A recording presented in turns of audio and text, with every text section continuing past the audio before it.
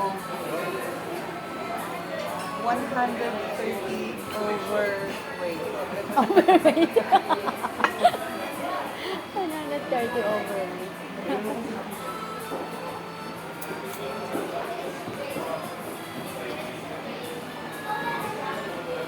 Mahina tayo sa kainan.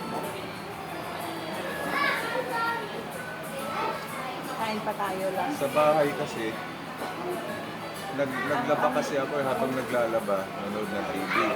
Tapos kumakain ako. Kaya pala eh. Ako. Kaya nung nagaya si Shi, sabi ko, kayo na lang kumain. Busog na busog na ako. Naghanakasakit na nga ng ganito ko.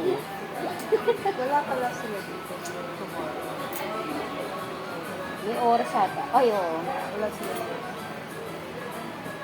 Parang Timing ano- lang tayo dito ngayon ko na open sila. Hindi sila open every day. Bakit?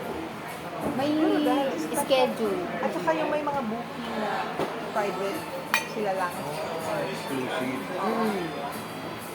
Sa event, diba?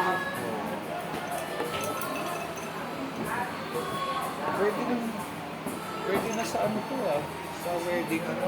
Oo. Yung Yung ano lang, walang family gaano, lang. oo. Magkano kayo pabok dito? Tapos itong food nila ganito na. Oo. Kung ano dad, kung i-compare siya sa ordinary, sobra talaga sila mahal. Ano naman sa ordinary? Yung ka-level, ang level din.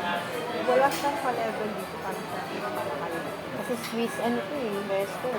Tsaka yung mga ingredients nila pang ano. Oo nga, wala akong Na ingredients nila pang ano, pang palangke. nakita ko Pang, local. hindi, pang grocery. Pag sa ano, mga ano, mga sa Pangpalengke. o pang palengke. Wala akong nakita ko local na ano, ingredients.